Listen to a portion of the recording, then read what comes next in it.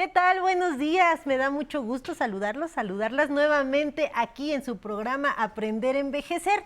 Y hoy estaremos platicando sobre el tema de violencia digital en contra de adultos mayores. Día a día, afortunadamente, las personas adultas mayores se acercan más a la tecnología. Pero el estar en contacto con estas herramientas digitales puede generar que también sean víctimas de delitos o de violencia que se viven en la red. Por ello, hoy tendremos a un experto con el que platicaremos respecto de la violencia digital en contra de adultos mayores. Así que no le cambie, pero ya sabe, como es costumbre, vámonos a la cápsula que se ha preparado con mucho cariño para todos y todas ustedes.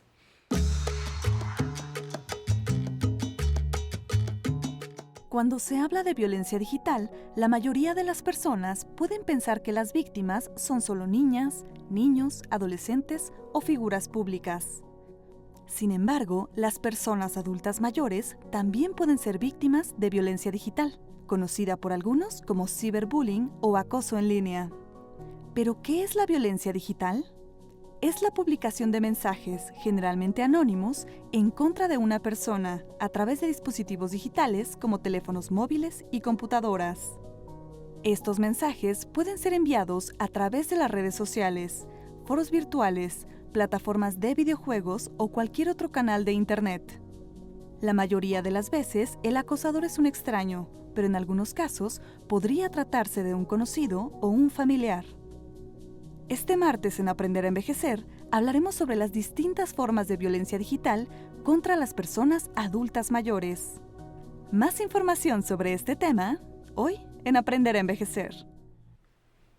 Pues ya aquí en el estudio nos está acompañando Arístides Rodrigo Guerrero García y él es el comisionado presidente del Instituto Info CDMX y es un gusto que el día de hoy nos acompañe, comisionado presidente, a platicar respecto de este tema de la violencia digital en contra de adultos mayores. Al contrario, Nancy, muchísimas gracias por la oportunidad y también al público que nos está siguiendo a través de los diferentes medios para hablar de un tema tan importante como lo es la violencia digital, enfocada principalmente a los adultos mayores.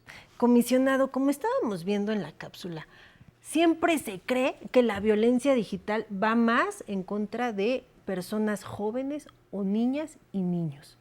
Pero no es así, ¿verdad? También tiene su lado malo para las personas adultas mayores.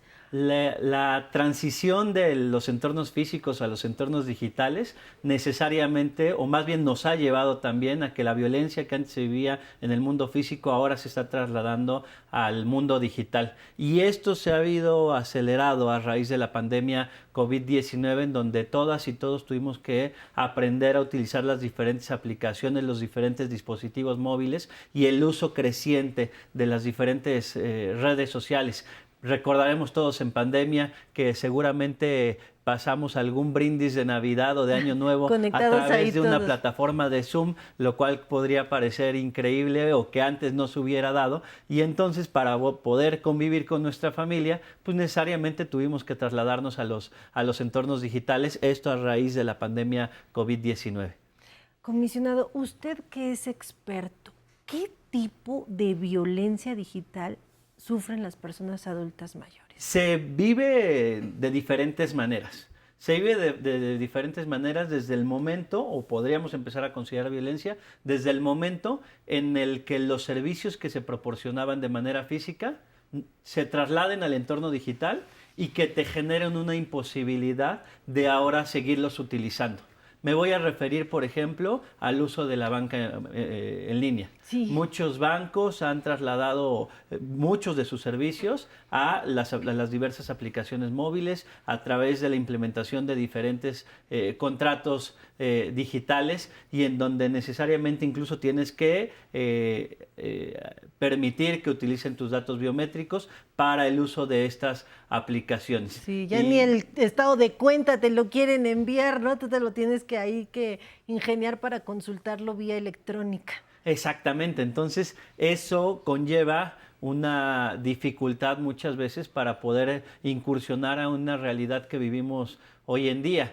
Hoy en día gran parte del tiempo de nuestra vida lo estamos llevando a la pantalla. hay un estudio que muestra que en México alrededor de todos los mexicanos estamos empleando alrededor de 4.8 horas diarias, 4.8 horas diarias en dispositivos móviles. Es más, yo invito a cualquiera del público a que busque en su celular cuánto tiempo pasa en pantalla y se ponga una meta para disminuir el tiempo que se utiliza en pantalla, que es 4.8 horas al día. Si lo traducimos en horas, estamos hablando de que estamos conectados a Internet alrededor de 1,752 horas en un año. Si lo trasladamos a días, son alrededor de 73 días. 73 días al año yo me la vivo en Internet. 73 días al año nos la vivimos en Internet y eso significa a su vez que estamos alrededor de 2 meses con 13 días aproximadamente en Internet. Entonces, gran parte de nuestra vida la estamos ahora llevando en un mundo digital y eso que no estoy contando el tiempo que pasamos dormidos. Entonces, este gran tiempo que estamos pasando pegados a una pantalla, pues implica también que la violencia que se vivía en los entornos físicos ahora se traslade a estos entornos digitales y ponía el caso emblemático en la banca en donde muchas veces si no sabemos utilizar una aplicación, pues ni siquiera tal vez podemos ejercitar algunos otros derechos. Correcto. Nosotros ubicamos violencia como si fuera algo de una agresión, pero lo que nos está diciendo es muy importante porque puede ser que muchas personas que nos estén viendo estén sufriendo este tipo de violencia digital y ni siquiera la identifiquen, ¿no? Exacto. Sí, es un tipo de violencia pasiva, en donde si bien tal vez el banco llega y no nos está atacando de manera frontal, no me quitó mi dinero, pero el hecho de que me esté negando un servicio ya implica un tipo de violencia y en donde se ha enfocado principalmente hacia los adultos mayores que cada vez se tiene que estar enfrentando el gran reto de aprender a utilizar un dispositivo, pero al rato llega una actualización y se tiene que aprender a utilizar la actualización. Y al rato te piden que tomes una fotografía para poder acceder a tu servicio y tienes que tomar una fotografía. Entonces cada vez el estar complejizando muchos de las actividades que realizábamos con una persona físicamente en un banco, por señalar un ejemplo, pues a veces se puede incluso llegar a negar un servicio. No estamos peleados con la tecnología tampoco. Nos facilitan las filas, nos facilita, nos ahorra tiempo, etcétera. Pero muchas veces cuando quieres llevar a cabo una reclamación, te contesta una grabación y te lleva otra grabación al 5, y otra grabación. El 3, Yo he contado media hora fácil esperando a que pueda ser atendido por una persona humana. Y esto no es exclusivo de México, es una situación que se está viviendo a nivel mundial y en un momento vamos a platicar del caso de Carlos San Juan que se vivió en España. Correcto. ¿Otro tipo de violencia que se pueda vivir en contra de las personas adultas definitivamente, así como se vive este tipo de violencia, pues también se puede vivir el ciberbullying, que si bien se ha considerado, como bien lo decía el video, que se encuentra mayormente concentrado en niñas, niños y adolescentes, las personas adultas mayores no están exentas a que pueda haber algún tipo de bullying a través de las diferentes redes sociales que puedan existir, llámese Facebook, llámese Twitter, llámese Instagram, y en donde puede incluso llegar a haber mensajes de odio contra una persona de cualquier edad, e insisto, una persona adulta mayor no está exenta de este tipo de violencia que se puede desatar a través de las diferentes redes sociales. Correcto. Nos queda mucha información todavía que dar. Ese tema que usted trae, el caso sí va a ser impactante para que lo conozcan las personas que nos están viendo, pero tenemos que ir a una cápsula a un corte y regresaremos para seguir conversando respecto de violencia digital en contra de adultos mayores. Vamos a un corte y ahorita regresamos. Yo creo que lo que he logrado es simplemente tener una vida que me satisface, una vida que no es monótona, una vida que me permite jugar con mí mismo, estar de buen humor, sentir que soy productivo de alguna forma. Siempre digo que yo estoy empezando, No importa cuántos años tenga trabajando, no importa cuántos años tenga de edad, mi convicción es de que estoy empezando, que tengo muchas cosas por aprender. Yo lo que quiero es estar frente a cualquier reto de comunicación, ver gente, tener más amigos, tener más vínculos con la gente que no conozco y ser la mejor clase de ser humano posible.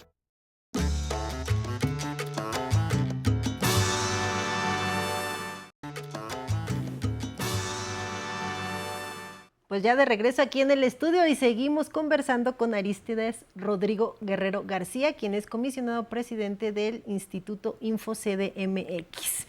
Comisionado, usted nos está dando información muy valiosa y para identificar los tipos de violencia que viven las personas adultas mayores, violencia digital, pero también tenemos preguntas del público. ¿Me acompaña a ver qué nos quieren preguntar? Encantado. Hola, buenas tardes. Mi nombre es Lisette Jauregui. Mi edad son 35 años y la pregunta sería, ¿existe algún policía que regule lo que ocurre en Internet? ¿Existe algún policía? Con muchísimo gusto, Lisette, decirte que existe la policía cibernética. Entonces sí es posible accionar toda una vía jurisdiccional e implementar mecanismos de investigación a través de la policía cibernética. En el caso en concreto que estaba planteando relativo a los bancos, el mayor número de personas adultas mayores sufren algún tipo de extorsión a través de las diferentes redes sociales o algún tipo de fraude bancario. Entonces aquí se puede perseguir por dos vías. Por un lado, a través de la Conducef. Incluso la Conducef ha señalado que el mayor número de quejas o un porcentaje alto de quejas que se viven en cuanto a que les llegan a robar su dinero ingresando a través de los mecanismos digitales, se viven adultos mayores alrededor de un 36%. El número de quejas. Y por otro lado, ya por la vía penal, la policía cibernética es la que puede accionar o empezar a implementar estas facultades de investigación. Y probablemente ustedes dirán, bueno, tú eres comisionado del Info, el Info yo lo ubico como un instituto de transparencia, de acceso a la información, pero el Info, el INAI y los órganos garantes de las diferentes entidades también somos institutos de protección de datos personales. Entonces, la función que tenemos nosotros en cuanto a protección de datos personales, el INAI lo tiene con relación a los particulares para ejercer los derechos de cancelación, el ejercicio de derechos ARCO, acceso, rectificación, cancelación y oposición en caso de que un ente privado haya una negativa de un ente privado, y cuando se trate de entes públicos, llámese una alcaldía en la Ciudad de México, llámese incluso el Poder Legislativo, el Congreso de la Ciudad de México, alguna secretaría, es donde pueden ejercer la protección de sus datos personales ante el Info de la Ciudad de México, porque, insisto, somos un instituto de transparencia, pero también de protección de datos personales. Correcto. Vamos a la otra pregunta del público. Con gusto. Hola, Roslán Aranda Hernández, 32 años. ¿Existe alguna forma de que alguien conozca mis datos digitales y los pueda usar a su favor? Lamentablemente, de manera muy constante, estamos nosotros permitiendo el uso de nuestros datos personales y es importante que cuidemos muy bien cuál es la configuración en nuestras aplicaciones. No, es que a todo le damos sí, ¿no? Para poder continuar con la compra o con el servicio. Exactamente. Ni leemos. El uso de cookies, etcétera. Hoy una aplicación de GPS puede saber dónde estuve hoy en la mañana, dónde estuve hace una semana, dónde estuve hace un mes. ¿A cuántos no les ha pasado que salen de un restaurante y les preguntan, oye, ¿qué te pareció tal restaurante? Pues, y tú dices, ¿cómo oye, no? ¿cómo sabes dónde estuve hoy? Sí, y entonces todo eso es datos personales que están circulando en los entornos digitales y que lamentablemente en México la legislación es muy precaria, está muy rezagada. La Ley de Protección de Datos Personales en posesión de particulares mexicana es del año 2009. En el año 2009 la tecnología no es cambia de un día a otro, claro. imagínese, ¿no? En 2009, Nancy, tú y yo utilizamos tal vez High Five, que acaba de llegar. Bueno, tú no, yo. Después llegó Facebook a México y en Latinoamérica, y después llegó Instagram, y luego las compras a través de Amazon, Sí, y luego TikTok hoy en día. Entonces, la cantidad de información que está circulando en las redes sociales, hay un estudio que se denomina denomina Nuestros datos nunca duermen, que mostró que en WhatsApp se están enviando por minuto alrededor de 41.666.000 mensajes. Por eso es importante reforzarle a las personas que nos están viendo el cuidado de sus datos personales para evitar cualquier tipo de violencia. Los datos personales son el petróleo del siglo XXI. Creemos que las redes sociales o el uso de las mismas son gratuitas. Cuando algo parece que es gratuito, significa que el producto somos nosotros. Y probablemente estamos siendo el producto de las diferentes redes sociales, e incluso en Chile ya se está hablando de los neuroderechos, en el cómo un dispositivo móvil te puede influenciar para tomar una decisión.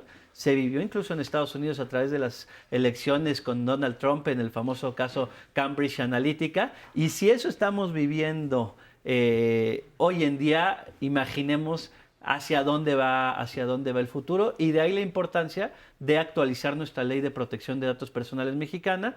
En el Sistema Nacional de Transparencia y Protección de Datos estamos lanzando un documento que se denomina Carta de Derechos de la Persona Digital, en donde, si bien no es un documento de tipo legislativo, porque no tenemos facultades para emitir leyes, sí es un código de buenas prácticas que en su momento dejamos sobre la mesa para que tal vez las y los legisladores puedan tomarlo como referencia en una muy necesaria actualización de la Ley de Protección de Datos Personales. Oiga, comisionado, ¿y qué mecanismos de protección tengo de mis datos para evitar todo este tipo de violencia?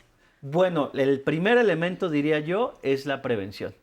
O sea, creo que ese es el aspecto, uno de los aspectos más importantes que hay que tomar en cuenta. La prevención, el cuidado de las imágenes que estamos subiendo. Aquí probablemente las personas adultas mayores a veces se sienten muy orgullosos, muy felices de subir una imagen de sus nietos o nietas. Híjole. Pero ello puede implicar un riesgo al estar utilizando la imagen de los niños a través de las diferentes redes sociales, y puede implicar un riesgo de seguridad. Entonces, la primera invitación sería la prevención, y es ahí donde necesariamente se tiene que trabajar de manera intensa, tener una cultura de los entornos digitales. Estoy tratando de acuñar un concepto que se denomina higiene digital. Así como diariamente, mi querida Nancy, nos levantamos, nos lavamos los dientes, nos bañamos y tenemos un aseo, una higiene personal, pensar en una higiene digital.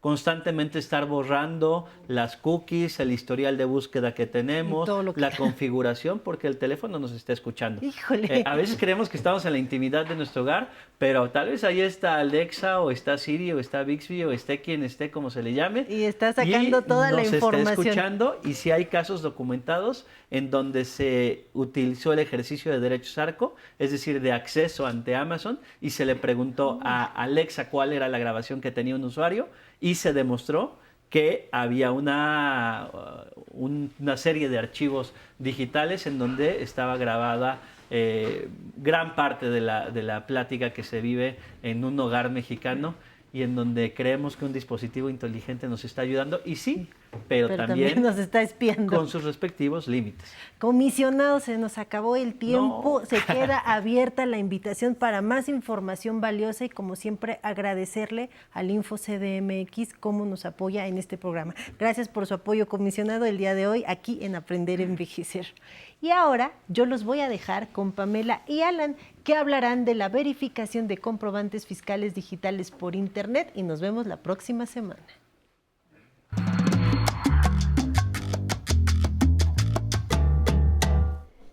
Licenciada Nancy, muchísimas gracias y qué gusto que nos acompañen en Aprender a Envejecer. Recuerden que cada martes Alan Calvo nos va a enseñar a realizar trámites en línea, y por eso le doy la bienvenida. Alan, qué gusto tenerte aquí en el estudio, muchas gracias. Hoy, ¿de qué nos vas a platicar? Cuéntanos. Buenos días, Pam. El gusto es mío de estar con todo nuestro querido público esta mañana. Y hoy, Pam, vamos a conocer el proceso para verificar la autenticidad de un comprobante fiscal digital por Internet, o un CFDI. Y estas facturas electrónicas, o CFDI, es el documento que se genera cuando se realiza el pago de un servicio o la compra de un bien. Y de esta forma, el Servicio de Administración Tributaria, o sea, el SAT, reúne la información de todas las transacciones de los contribuyentes, y así es como identifica los ingresos que tiene cada persona. Es por esta razón, Pam, que, bueno, es por esta razón que es de suma importancia y nuestra responsabilidad como contribuyentes constatar los CFDI que recibimos para que estos no sean apócrifos o falsos y sobre todo cuando deducimos estos gastos, ya que esto constituye un delito. Ah, caray. Así que por eso esta mañana en Aprender a Envejecer le vamos a decir cómo utilizar el verificador de comprobantes fiscales digitales por Internet. Así que desde casa siga estos pasos con su dispositivo móvil. Venga, vamos. Muy bien, vamos a desbloquear el teléfono, Pam, y vamos a entrar a nuestro navegador de Internet. Y en la barra superior vamos a ingresar al sitio web www.sat.gov.mx. Y dentro del sitio oficial, eso es muy importante que verifiquemos que estemos en el portal del SAT. Vamos a seleccionar la opción que dice Factura electrónica. Y se va a desplegar un menú. Aquí vamos a pulsar en Verifica tus facturas. Y a continuación debemos ingresar los siguientes datos que están en nuestro archivo digital, es decir, en nuestro archivo PDF, que es nuestra factura. Vamos a ingresar el folio fiscal. Este se encuentra en la parte superior derecha de la factura. Podemos mantener pulsado este código para seleccionarlo, copiamos y lo pegamos en este campo que corresponde. Después vamos a ingresar el RFC del emisor, es decir, quién emite la factura. Entonces, en este caso, por ejemplo, Pam, si yo te estoy prestando un servicio a ti, yo tendría que poner mi RFC aquí, o tú tendrías que poner mi RFC aquí para comprobar que la factura que yo estoy emitiendo es oficial o que está generada a través del portal del SAT. Entonces, vamos a ingresar el RFC del emisor y abajo el RFC del receptor. En este caso, sería tu RFC. Y como método de seguridad nos pide que escribamos los dígitos que encontramos en la imagen que vemos aquí. Entonces, una vez que los ingresamos, vamos a encontrar un botón en la parte inferior derecha que dice Verificar CFDI. Vamos a pulsar sobre ella y en la parte inferior nos arroja los datos de esta factura. Entonces vamos a encontrar RFC del emisor, razón social, RFC del receptor y razón social del receptor. Es importantísimo que verifiquemos estos datos que correspondan con los que tenemos en la factura que nos emitieron. También vamos a localizar el folio fiscal, la fecha de expedición y la fecha de certificación del SAT y sobre todo el estado del CFDI que, por ejemplo, en este caso dice vigente. Incluso, Pam, aquí también viene el monto que cubrimos o el monto que pagamos. Ahora, ¿cómo podemos obtenerlo o cómo podemos descargarlo en nuestro dispositivo? Bueno, son muy sencillos los pasos que debemos de seguir. En la parte inferior vamos a pulsar en el botón que dice Imprimir.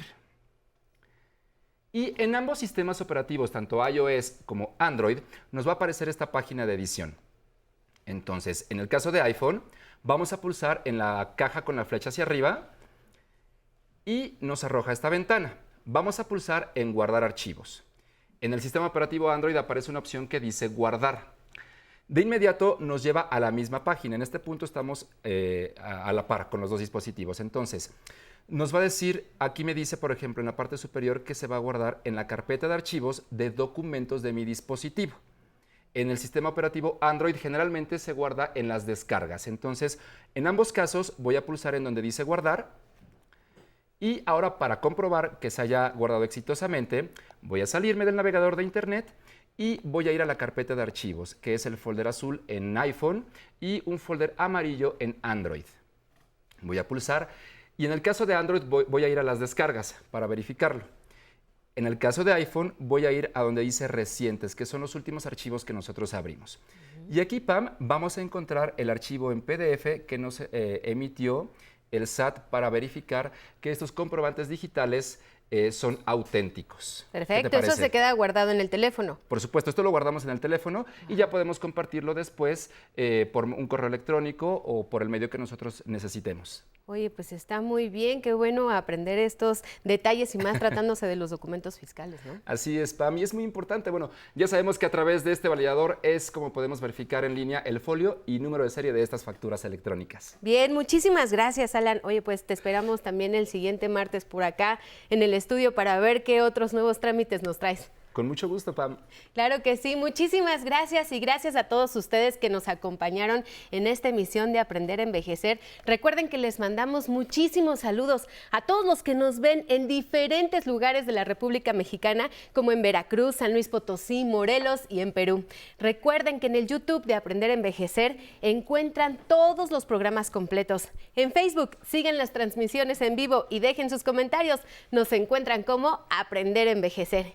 Y ya para finalizar el programa, los dejo al ritmo del internacional Pepe González y su orquesta con la canción Rico Mambo. Nos vemos mañana.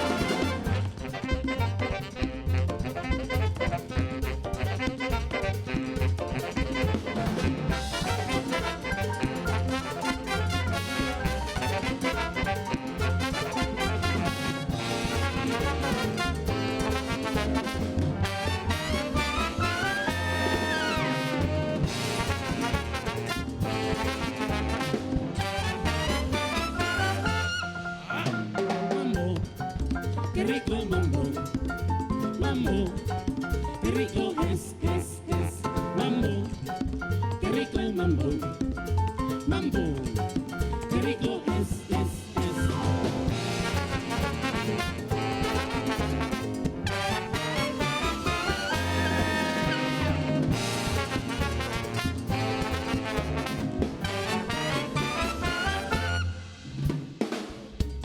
Dos, tres, cuatro,